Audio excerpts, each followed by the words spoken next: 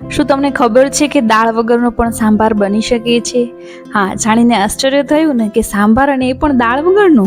જી હા ફ્રેન્ડ્સ, એકદમ લારી પર જે ટેસ્ટવાળો સાંભાર બને છે તેવો જ આપણે ઘરે બનાવીશું, અને એ પણ દાળ વગર.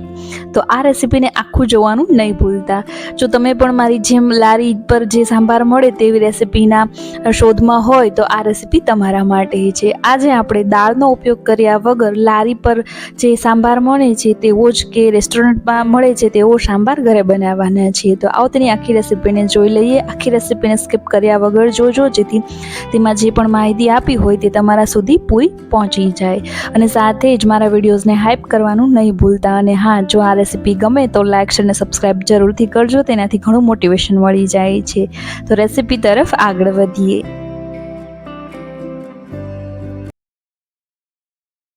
તો આ સાંભાર બનાવવા માટે સૌથી પહેલાં એક પેન લઈ લઈશું, ગેસ શરૂ કરી અને તેમાં 3 થી 4 મોટા ચમચા જેટલું તેલ એડ કરી દઈશું અને વઘાર કરશું. તો વઘારમાં અહીંયા આપણે રાઈ એડ કરવાની છે, 1 નાની ચમચી જેટલી, અને 1 નાની અડધી ચમચી જેટલી હિંગ એડ કરી દઈશું.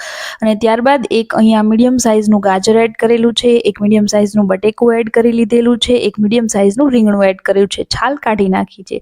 સાથે જ એક સરગવાની શીંગ અને 2 મીડિયમ સાઇઝની ડુંગળી એડ કરી છે. ફ્રેન્ડ, શાકભાજીનું પ્રમાણ તમે તમારી અનુકૂળતા પ્રમાણે વધારે કે ઓછું રાખી શકો છો. અને સાથે જ અહીંયા 1 લીમડાની ડાળખી એડ કરી છે. અને આ બધાને તેલમાં સારી રીતે મિક્સ કરી દેવાનું છે. 3 થી 4 મિનિટમાં એ મિક્સ થઈ જાય એટલે અહીંયા 1 ચમચી જેટલી હળદર અને સ્વાદ પ્રમાણે મીઠું એડ કરી દેવાનું છે. અત્યારે મેં 1 મીડિયમ સાઇઝની ચમચી જેટલું મીઠું એડ કરેલું છે. શાકભાજીમાં પણ તમે તમારી અનુકૂળતા પ્રમાણે કોઈ પણ શાકભાજી લઈ શકો છો, અને આમાંથી કોઈ પણ શાકભાજી સ્કીપ કરી શકો છો.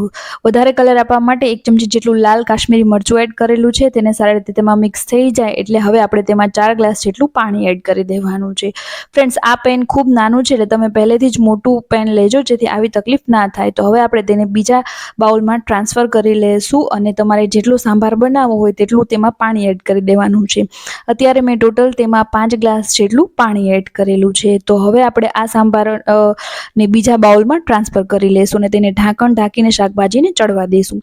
બીજી બાજુએ એક ફેન ફરીથી મૂકીશું અને તેમાં 2 ચમચી જેટલું તેલ ગરમ થાય એટલે તેમાં 2 ચમચી જેટલી અડદની દાળ ફોતરા વગરની, 1 ચમચી જેટલી ચણાની દાળ એડ કરી દઈશું, 10 થી 12 કળીના લસણ એડ કરી દઈશું, 2 નાના આદુના ટુકડા એડ કરી દઈશું, અને 10 થી 15 જેટલા આખા મરી અને 1 ચમચી જેટલું આખું ધાણા એડ કરી દઈશું. અને તે બધા વઘારને સારી રીતે મીડિયમ ટુ સ્લો ફ્લેમ પર સાંતળી લઈશું. એ સરસ મિક્સ થઈ જાય એટલે હવે આપણે તેમાં એડ કરવાના છે લીમડાના પાન. એક આખી લાડકી લીમડાના પાન એડ કરેલા છે, અને 2 થી 3 ચમચી જેટલું નાળિયેરનું જે ઝીણું છીણ આવે છે તે એડ કરેલું છે. અને આ સ્ટેજ પર હવે આપણે ગેસને બંધ કરી દેવાનો છે. નાળિયેરનું છીણ બળી ન જાય ત્યાં સુધી આપણે સાંતળીને ગેસ બંધ કરવાનો છે. હવે આપણે તેને મિક્સર જારમાં લઈ લઈશું, અને એ બધું થોડું ઠંડુ થાય એટલે આપણે તેને પીસી લેવાનું છે. તો મસાલામાં અડધી ચમચી જેટલી હળદર, 1 ચમચી જેટલું આખું પીસેલું ધાણા જીરું, 1 ચમચી જેટલું લાલ મરચું, અને 1/4 કપ જેટલો ચણાનો લોટ એડ કરેલો છે. એપ્રોક્સ 4 ચમચી જેટલો થાય છે. અને થોડું પાણી નાખી અને તેની આ રીતે એક પેસ્ટ બનાવી લેવાની છે. તો અહીંયા સરસ મજાની પેસ્ટ રેડી થઈ ગઈ છે. અને આ બાજુ આપણું જે શાકભાજીવાળો સાંભાર છે તે પણ ઉકળવા લાગ્યો છે. તો તેને એક વખત સારી રીતે ચલાવી અને મિક્સ કરી લઈશું, અને આપણે જે પેસ્ટ બનાવીને રાખેલી તેને આ સ્ટેજ પર એડ કરી દઈશું. ફ્રેન્ડ્સ, આ પેસ્ટ તમે નાખશો એટલે એ થોડું ઉકળશે એટલે જાડું થશે. તો એ સ્ટેજ પર જો તમને વધારે જાડું લાગે તો પાણી નાખીને એડજસ્ટ કરી શકો છો, અને પાતળું લાગે તો થોડો ચણાનો લોટ પણ એડ કરી શકો છો.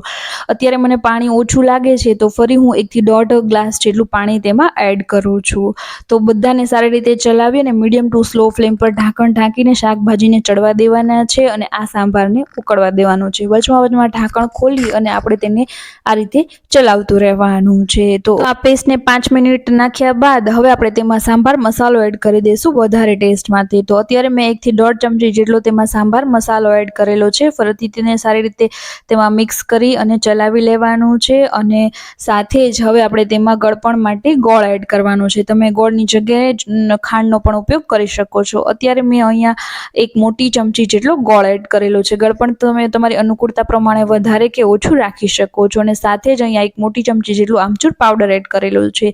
આમ તો તેમાં આંબલીનું પાણી એડ કરવાનું હોય છે, પરંતુ મારી પાસે તે અવેલેબલ નહોતું તો મેં અહીંયા આમચૂર પાવડર એડ કરેલો છે. તમે ઈચ્છો તો આંબલીનું ખટાશવાળું પાણી પણ તેમાં એડ કરી શકો છો.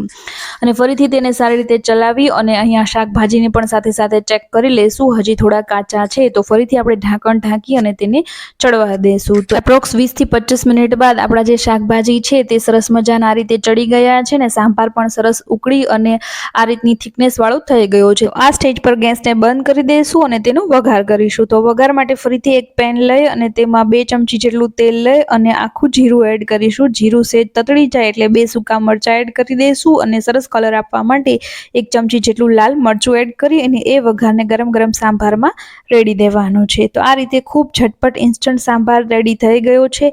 સાંભાર જાડો કે પાતળો તમે તમારી અનુકૂળતા પ્રમાણે રાખી શકો છો. તો દાળ વગર ખૂબ જ ટેસ્ટી અને ખૂબ જ ઇઝી સાથે ઝટપટ એકદમ લારી કે રેસ્ટોરન્ટના જે ટેસ્ટવાળો બને છે તેવો જ ટેસ્ટવાળો તમે ઘરે બનાવી શકો છો. તો રેસીપી ગમે તો લાઇક શેર અને સબસ્ક્રાઈબ જરૂરથી કરજો.